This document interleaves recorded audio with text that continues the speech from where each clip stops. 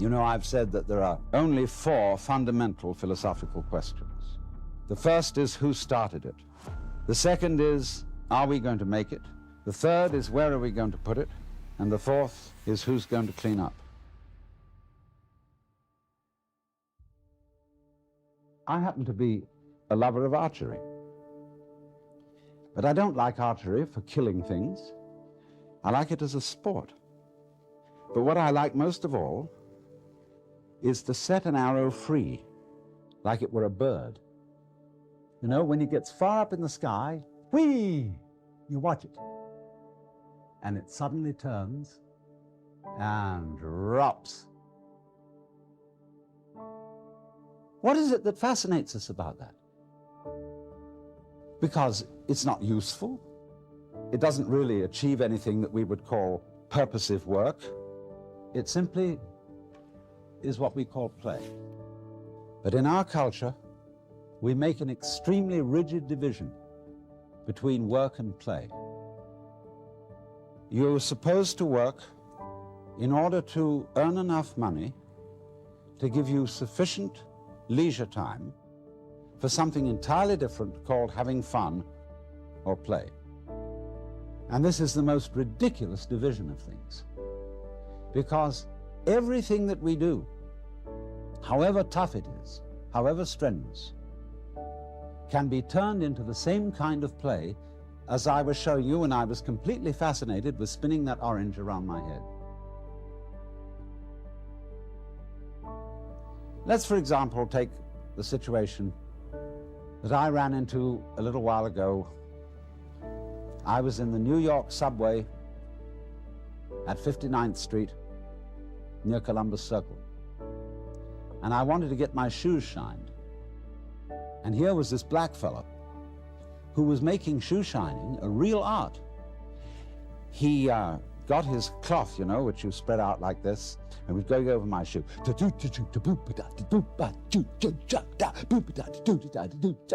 Like that. See? He was dancing while he was working. And he had just the same fascination in shining shoes as one has spinning this thing around one's head. Imagine, too, if he were a bus driver. Bus driver is ordinarily considered an absolutely harassed person. He's got to watch out for all the laws, all the competing traffic, the cops, the people coming on board giving their fares, and he has to give them change. And if he has it in his head that this is work, it will be hell. But let's suppose he has a different thing in his head. Supposing he has the idea that moving this enormous conveyance through complicated traffic is a very, very subtle game. And he has the same feeling about it that you might have if you were playing the guitar or dancing. And so he goes through that traffic, avoiding this and avoiding that and taking a fare like this, and he makes the music of the whole thing. Well, he's not going to be tired out at the end of the day. He's going to be full of energy when he gets through his job. Or suppose you're condemned to be a housewife, which is the most lowly of all occupations, and you have to clean up. You know, I've said that there are only 4 fundamental philosophical questions. The first is, who started it? The second is, are we going to make it? The third is, where are we going to put it?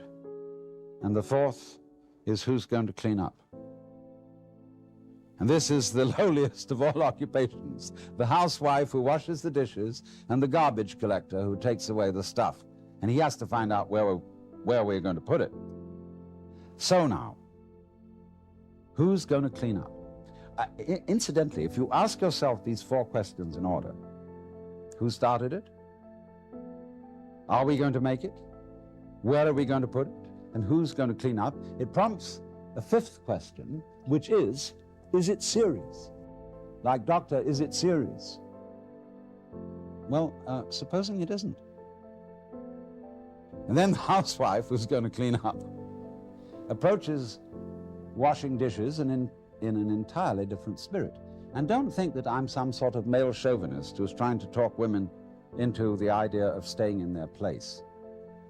because I'm perfectly willing to wash dishes too, because the art of washing dishes is that you only have to wash one at a time. If you're doing it day after day, you have in your mind's eye an enormous stack of filthy dishes which you have washed up in years past, and an enormous stack of filthy dishes which you will wash up in years future. But if you bring in your mind to the state of reality, which is, as I've pointed out to you, only now. This is where we are. There is only now. You only have to wash one dish. It's the only dish you'll ever have to wash, this one. You ignore all the rest, because in reality, there is no past and there is no future. There is just now. So you wash this one. And instead of thinking, have I got it really clean, as my mother taught me with an angry voice, that I had to get every little scrap off it, and she got angry at you. Instead, you turn the cleaning movement into a dance. Like this. And you dig that. And you swing that plate around, and you let the rinsing water go over it, and you put it off in the rack. Crazy. See? Take the next one. And you get this rhythm going. See? And you're not under compulsion all the time. When I was a little boy and went to school in England, I had to learn the piano. They called it playing the piano.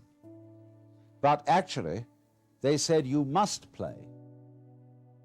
We had in England compulsory games. They used to post notices on the bulletin board in the school where I went to, which said, this afternoon, everyone will go for a run. And if you didn't go for a run, and it was found out that you hadn't, you were flogged. So everybody hated going for a run, because they were under compulsion to play. Everybody must play. It's like the whole game of life we're all involved in. It's only a game, but everybody has got to belong. So we went running. I remember one day I was out on a run, and I was trying to enjoy myself because I was running on the balls of my feet, dancing along. And a fellow came up behind me who was running on his heels. He was jogging. And he was going clump, clump, clump, clump, clump, clump, clump, clump. And I said to him, what's the matter with you? You're running on your heels, and you're jarring your whole body all the way through. Okay, but he stuck to it, and he became the champion long-distance runner of the school.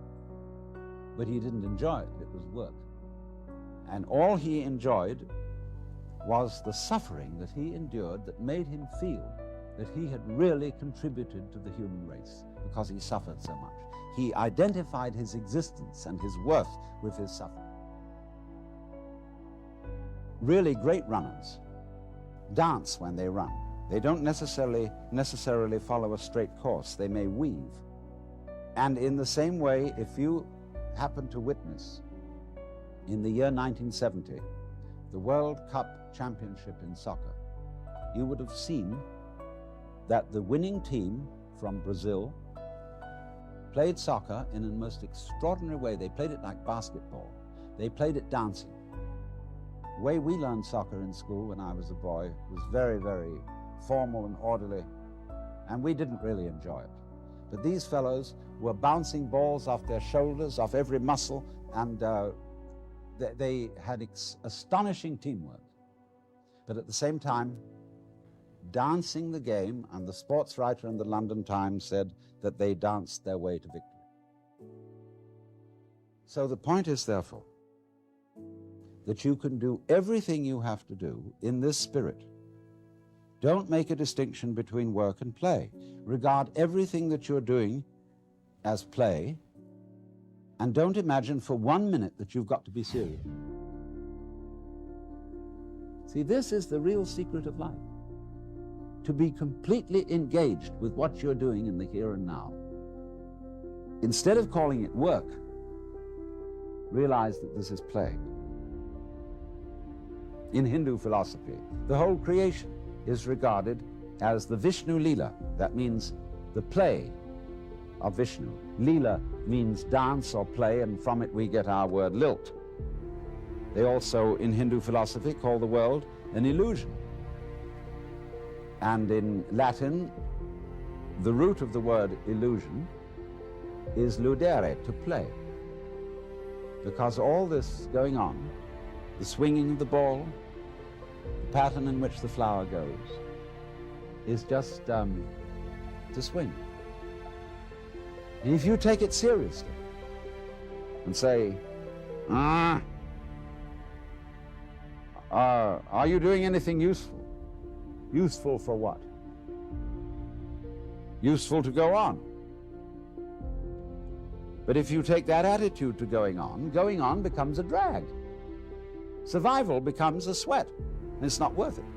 And if you teach your children, and they'll imitate you, they'll treat survival as a sweat which they have to undergo, they have to keep going on, and they'll teach their children to do it, and the whole continuation of the human race will be a drag, which is in fact what it's become because of this attitude. And this is the reason why we've invented the atomic bomb and are preparing to commit suicide.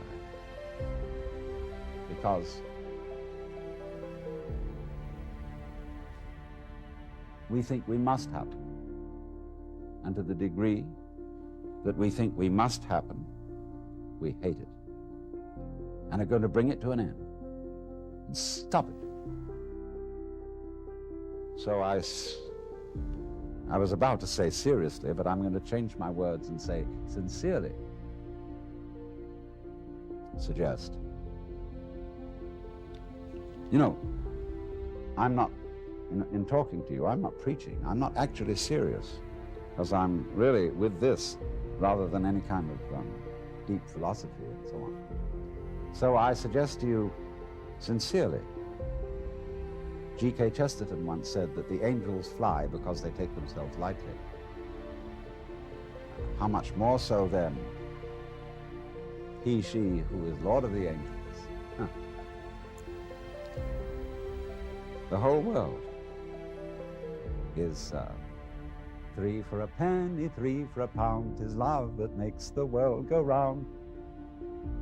Or in the words of Dante, but my own wings were not so fluttered, were not for such a flight, except that, smiting through the mind of me, there came fulfillment in a flash of light, that my volition now and my desires were moved like wheel revolving even by love that moves the sun in starry fire.